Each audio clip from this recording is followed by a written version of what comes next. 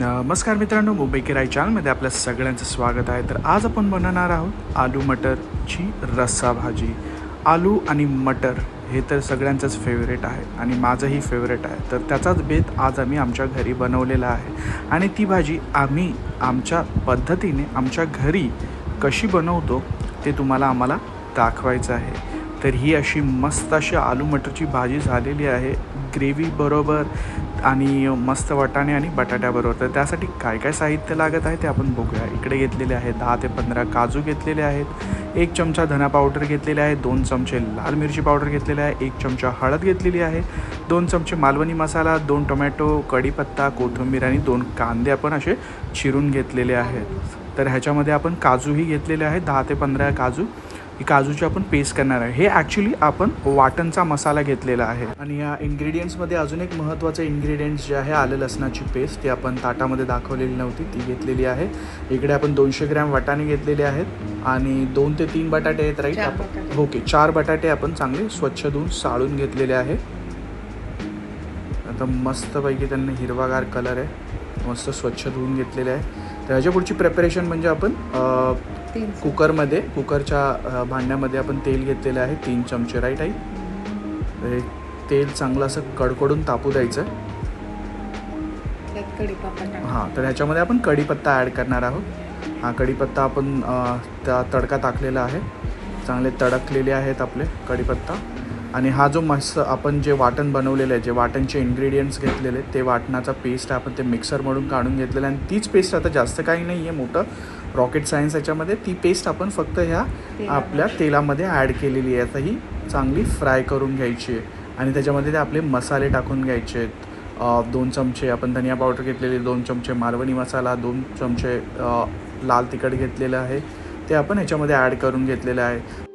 आता ह्याच्यामध्ये आपण ॲड केलेला आहे वाटाणा आणि बटाटा. मस्त अशी मिक्सचर झालेलं आहे, मिश्रण झालेलं आहे आणि ही थिक अशी कन्सिस्टन्सी आहे. हां, तर हे 10-15 मिनटं आपल्याला बॉईल होऊ द्यायचं आहे. ह्याच्यात आपण पाणी पण ॲड करणार आहे. तोपर्यंत पहिल्या 5 मिनटं आपण फ्रायच करून घेणार आहोत, राईट आहे?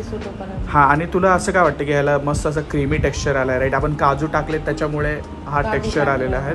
मस्त अशी स्मूथ पेस्ट तयार झालेली आहे. तर चपातीबरोबर तर खायला मजाच काही वेगळी असणार आहे. राईसबरोबर खाऊ शकतात तुम्ही, रोटीबरोबर खाऊ शकतात. एकदम रेस्टॉरंट स्टाईल जे असतं ना, म्हणता येईल ना, तशी रॉयल अशी ग्रेव्ही आपली बनलेली आहे मस्त असं.